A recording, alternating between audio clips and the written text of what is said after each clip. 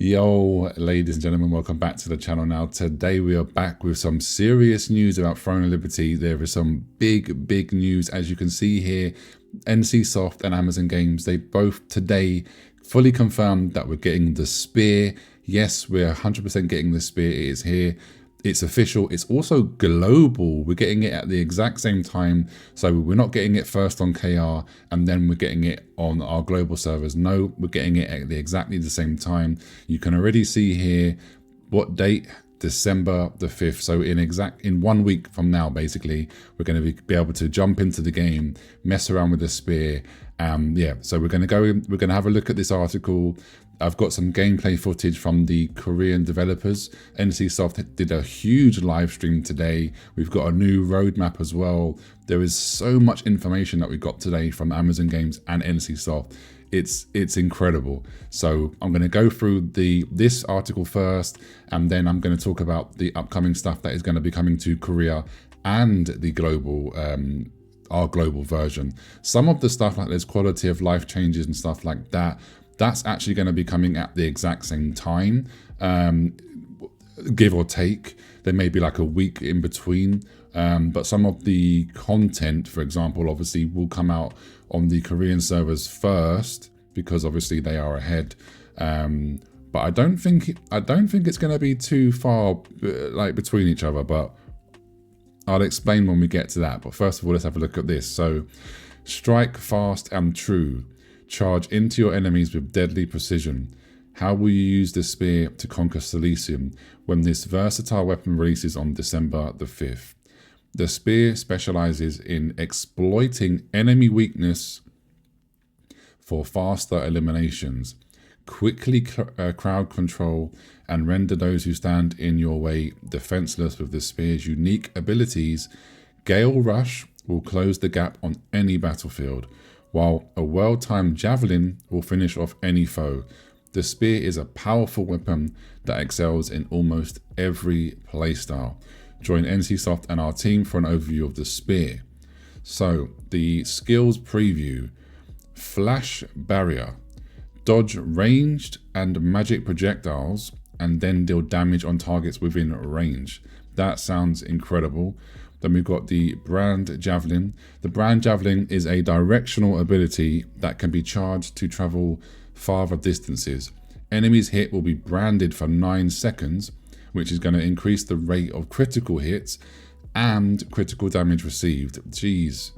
So this is basically the Javelins are really like, not the Javelin, sorry, the Spear is like a big debuff CC machine, basically. Then we have Cut Wings. Stab foes and attack twice. Each attack inflicts weaken and will deal additional damage on targets with 5 weaken stacks. Each stack decreases the target's magic, melee, and range magic defense. Jeez. The ability to use spiral / afterwards. Spin and attack the target, plus any additional targets within range 2 times. This attack also inflicts weaken and will deal additional damage on targets with 5 weaken stacks. This is sounding incredible. Sounding a little bit broken as well.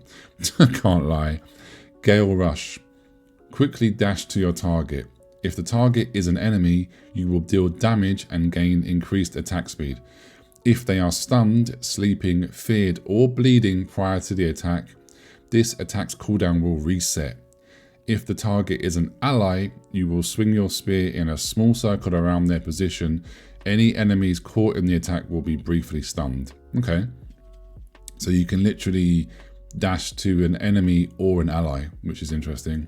Smash Blade. Render your enemy unable to use their defensive skill for a period of time. So this is going to lock down tanks. Passives preview. Many Spear passives are designed to bolster the offensive strength.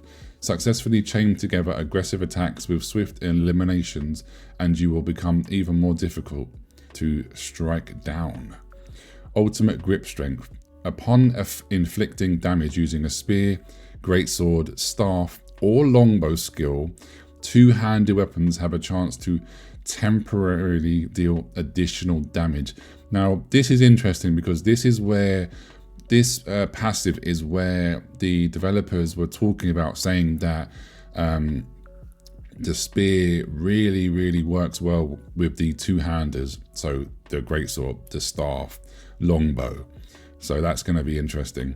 Power intensification. Each time weaken lands, you temporarily increase. Ooh. So this is going to be, you already know me by now. I'm going to definitely be trying out staff with the spear, and by the sounds of it, they have a really good synergy, because there's a lot of weakens going around, and obviously staff does weakens with the fire as well. Deadly decisive strike. Deal additional damage to enemies that have low health when landing critical hits. Battlefield dash. If you inflict a target with weaken and they die within 10 seconds, your attack speed may temporarily increase. Okay, so there's a lot of attack speed and CC like cooldowns, CDs in the spear's kit. Sadist rage. When taking skill damage, your magic, melee, and ranged heavy attack chance may temporarily increase. Ooh, okay, sounds very interesting. They also did touch upon it, NCSoft, that you can increase your party's heavy attack, so that is interesting. And yeah, this is going to be fun, guys. I'm definitely looking forward to jumping in, messing around with the skills, seeing what I can do with the staff and spear for the synergy, because there's also in this skill specialization, they mentioned that there is a fire. You can turn some of your, I think it's the javelin throw, into fire, so burning. So of course, and when they're burnt, you do more electric damage. So you can pair both the burns from the staff and the spear. I think it's going to be pretty damn juicy. So yeah, that's going to be interesting. Now, let's move on, and I'll tell you a little bit about what NCSoft was talking about in the man, there's so much in the live stream. So we've got here, I'll explain. In December, we're going to get the spear. The Korean server is going to be getting another Hyper Boost server. Then we're going to be also getting the winter event. So the winter event, this is what I was saying earlier, how some of this content that I'm going to talk to you about will be on both versions at the same time. So for example, the spear is at the same time. Obviously the Hyper Boost Season 2, that is just for Korea. Then the winter event, we already know, is going to be on global as well. And then in January, we're getting a Mastery rework. Now the Mastery rework looks absolutely mental. I'll show you here now. It reminds me, guys, of Path of it, like a PoE passive tree. It just looks insane. There's going to also be a New Year event.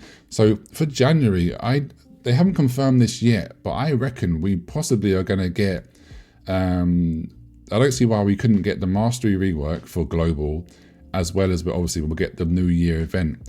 Now there was one thing I just forgot to mention. On December the 5th, when we get the spear, Amazon did confirm we are definitely getting the spear. We are also getting runes, the rune system, like I said on my last video, that we'll probably get, because we're going to be getting the dimensional trial, so the challenge dungeon. So December the 5th is going to be really packed. It's going to be a big update. Now in February, we're going to be getting, in KR, I assume first, we're going to be getting the one-man dungeon. So that's going to be interesting to see. Wonder how they're going to play out. We're going to be getting another seasonal event. So again, that could of course be also on the global version. Then in March, we're going to be getting a inter-server siege, which is what we've known about this for a while. But yeah, inter-server siege is coming in March. Then there's going to be a spring event.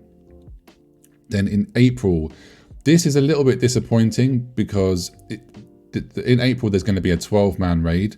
Now, this was originally scheduled for January, so that's why I say it's a bit disappointing. Not because we're getting it in April, but because it's delayed. And then we're going to be getting a Guardian leveling system. Again, they touched upon this before a little while ago, but now we know the exact time it's coming. So, is the raid in April due to the fact that maybe they want us in global to have that as well? Possibly, question mark. We'll have to wait and see. But either way, 12-man raid, really interesting. Guardian leveling system, again, interesting. Now, the new mastery system, the rework, is going to work on both weapons like a passive. So all weapon XP will equal your total experience, which is going to give us obviously more diversity. So you're going to have to basically level up. You can level up all of your weapons. It's going to pay off to level up all of your weapons. So we're going to have like node levels as well. 11, you're going to get mastery points. So for example, to unlock the rare mode, you're going to need to spend 30 points on the common. Then the 2 highest category levels activates the passive. And then there's 8 synergies per each weapon. So that totals into 16 synergies. And then the mastery can transfer. So it was looking like as well that, I don't know if it's going to exactly work like this, but just from assumptions, it's looking like you can pick and choose different stuff from different weapons. I don't know how that's going to work. We'll have to wait and see. But hey, we're going to be, the runes are going to be going to epic gear farming. There's 8 new, this is for the one-man dungeons, sorry. One-man dungeons, you're going to be able to have runes, epic gear farming, 8 new bosses. It's going to rotate weekly. There's going to be limited runs. There's going to be 5 difficulties, so higher the level, the better the reward. With regards to the inter-server sieges, it's going to be like, for example, 1v1 or 1v1v1, so like an alliance. And you actually can take turns to attack and defend. And I believe it's going to be a shorter time. So it's not going to be, a 45-minute, I believe anyway, unless it changes. And then moving on to the 12-man raid. They're saying that the 12-man raid is going to be the hardest PvE content so far, which is going to be interesting to see how hard it's actually going to be. We're going to be getting a new tier of gear, which is going to be higher than tier 2, and it's a new type of gear. So are we finally going to be getting legendary gear? Again, question mark, we're not sure. There's going to be a normal mode and there's going to be a hard mode. And I believe that's going to rotate weekly. Now, the Guardian leveling system, you're going to be able to increase your Guardian stats and power. The resources is going to come from the raid. There's going to be a new active skill for the Guardians. And then there's going to be like a relationship system, so you can gain some more stats. And then we're also going to be getting new Guardians, which is interesting as well. Now, another thing that came out of nowhere, we're going to be getting a completely new stat. It's going to be called Indomitable. That's how it translates. Basically, it's like an endurance stat. So it's going to give you, it's going to be really good for tanks and stuff like that. That's how I see it as it stands right now. But that's interesting. I wasn't really expecting that. And then we're also going to be getting a new presets. So like literally you can save everything. So you can save your skills, guardians, stats, gear, all of that. All of that is going to be brand new and coming to the game as well. So that's really, really good. Great quality of life. Again, that's another thing where I reckon that will probably come at the same time as KR. Maybe there might be a week's difference, but there's no reason to, have it much later than that. And then they did, as always, they did do some Q&As. I didn't actually manage to catch the whole of the stream. It was quite a long stream. But the interesting things were that I did see was the question was asked, is there any plans for a mobile launch? And they basically said no. That is really, really good. People are asking about to improve the arena matchmaking, and they said yes, they're aware of this. They was asked if the morphs are going to be removed, and they said no, but they might make a mount in the future. So that's very, very interesting. Another thing I thought was pretty cool was, is there any plans to like do a collaboration? And they said yes, they're going to announce once that's confirmed. DPS meter when? They will make training, they're going to make a training ground where you can check your DPS. So we're not going to get a DPS meter per se, like as in a dungeon, but you're going to be able to go to a training ground. And the training ground is basically being worked on, and they plan to make this with the housing system. So again, this is like the 5th time that they've confirmed. So we're definitely getting housing. We're going to be getting a training ground, so then you can check your DPS, so we can actually, you know, we'll actually be able to see which build and which combination of weapons does do the most damage. We'll be able to have concrete, you know, concrete numbers. So that's going to be interesting. But yeah, guys, there was also I'll put up on the screen now. There was also a showcase of some skins that they're working on that's going to arrive January, February, March, and April, etc. Some of them are looking really good.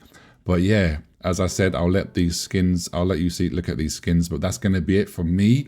Hope you've enjoyed this one.